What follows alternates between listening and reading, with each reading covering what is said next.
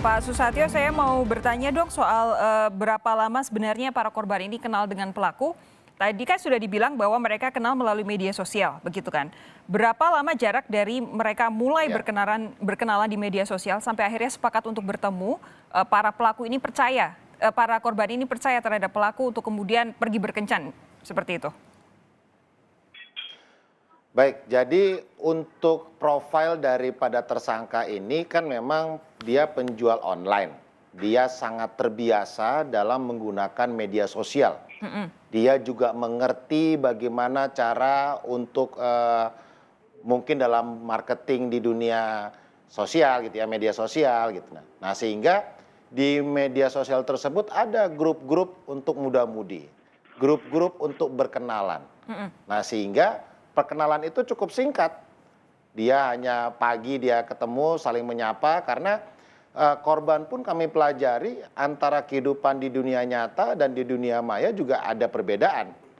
Gitu ya. Nah, sehingga ketika mereka ketemu, mereka saling chat, si tersangka ini mampu merayu, meyakinkan dari si korban ini untuk bertemu, ya saya pikir mereka akan bertemu pun jalan-jalan butuh waktu 2 jam untuk meyakinkan si korban ini sampai dia bisa ke penginapan. Jadi memang profilnya adalah penjual online. Gitu. Oke. Bolehkah diberi kira-kira durasi berapa hari antara mereka saling kenal secara online sampai dengan bertemu secara offline? 1 hari. 1 hari. Ini baik korban pertama Dalam maupun 1 korban hari, kedua ya? 1 hari. Iya, 1 hari. Oke, Bung Reza, ini menarik. Tidak kurang-kurang peringatan untuk tidak serta-merta percaya terhadap seseorang yang baru kita kenal di media sosial begitu. Tapi seperti yang disampaikan Pak Susatyo tadi, baru 1 hari para korban tampaknya sudah sangat percaya terhadap pelaku. Mungkin karena mereka berada dalam satu grup WhatsApp gitu, atau mungkin ada alasan-alasan yang lainnya. Tapi apa yang bisa Anda sampaikan dari sisi psikologis, baik dari si para korbannya sendiri maupun dari para pelaku, dari si pelaku? Dari sisi korban barangkali ini satu potret tambahan tentang sebuah bias kognitif yang seakan secara kodrati tidak akan pernah lepas dari kepala manusia.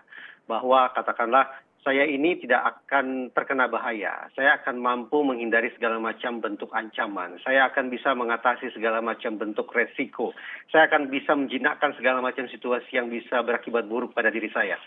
Bias kognitif ini ternyata hinggap pada diri semua orang, bisa dikatakan demikian.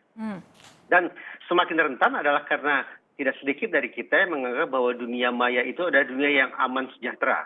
Seolah-olah bahaya, ancaman, ketakutan, kengerian hanya hadir di dunia nyata, tapi kemudian vakum di dunia maya. Nah, pertemuan antara kerentanan individual, yaitu bias kognitif yang tadi saya jelaskan, dengan anggapan bahwa dunia maya adalah dunia yang serba aman, itu bertemu sedemikian rupa dan berjodoh, tanda petik, dengan seorang pelaku yang katakanlah mampu untuk membuat profiling sederhana tentang siapa yang harus dia incar sebagai korban berikutnya. Oke, kalau dari sisi pelakunya? Tadi saya katakan tidak mudah untuk menguraikan apa sesungguhnya motif si pelaku ini. Anggaplah yang bersangkutan mengambil atau merampas harta korban. Pertanyaannya, kapan gerangan keinginan untuk merampas harta korban itu muncul? Apakah sejak awal atau pada bagian akhir setelah dia melancarkan aksi jahatnya? Demikian pula kalau kita bicara tentang penyalahgunaan narkoba. Kalau memang yang benar bahwa si pelaku atau si tersangka ini berada di bawah pengaruh narkoba, maka tadi saya katakan, jangankan kita, yang bersangkutan sendiri pun barangkali tidak akan mudah untuk menjelaskan tentang apa perilaku yang sesungguhnya dia lakukan. Oke, Bung Reza begini, di luar dari bias kognitif yang tadi sudah Anda sampaikan, tapi kan belakangan ini semakin banyak kasus pembunuhan. Bung Reza? Masih tersambungkah? Oh, terputus tampaknya. Pak Susatyo, kalau saat ini apakah sudah ada atau direncanakan untuk pemeriksaan jiwa pelaku? Pak Susatyo? Tampaknya juga mengalami gangguan kami. Ada kok baterainya. Oke. Pak Susatyo? Ya. Oke, Pak Susatyo. Ada terputus, Mbak. Gimana? Apakah sudah ada pemeriksaan kejiwaan pelaku atau saat ini memang akan ada rencana begitu untuk melakukan itu?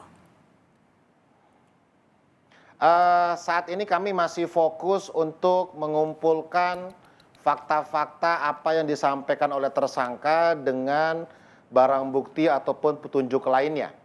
Karena secara pertanggungjawaban pidana, tersangka ini melakukannya dengan sadar. Dia mengerti akibatnya, dia mengerti resikonya, walaupun mungkin ada faktor pemacu, narkoba, ada faktor pemicu dan sebagainya, tetapi yang kami yakinkan bahwa tersangka ini mampu mempertanggungjawabkan perbuatannya. Oke. Nah, kemudian ke depan kami akan melakukan pemeriksaan kejiwaan dan sebagainya. Termasuk hari ini tadi sudah kami ambil tes sampel DNA-nya ya, karena sudah berhasil diambil sampelnya dari yang korban yang pertama. Gitu, Pak.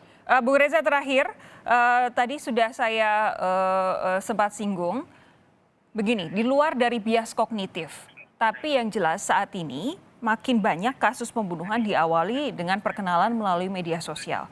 Apa yang bisa Anda sampaikan bagi penonton Kompas TV, bagi siapapun, soal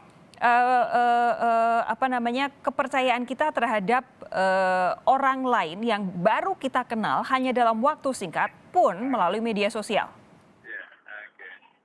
Ya, mari kita yakinkan diri kita masing-masing bahwa sekali lagi dunia maya adalah sesungguhnya dunia yang sama menghadirkan bahaya kepada kita semua. Di sana seorang bandit pun akan bisa menyamar dengan sempurna karena tidak mungkin seorang bandit akan menulis statusnya saya bandit gitu. Jadi saya pikir tanpa maksud saya untuk menyebarluaskan paranoia, tetapi kewaspadaan ekstra menurut saya harus kita kedepankan saban kali kita berselancar di media sosial. Oke. Pak Susatyo, terima kasih. Bung Reza, terima kasih sudah bergabung bersama kami malam hari ini. Sehat terus, kita jumpa lagi lain waktu. Kami tunggu perkembangan selanjutnya dari kasus ini ya Pak ya. Selamat malam.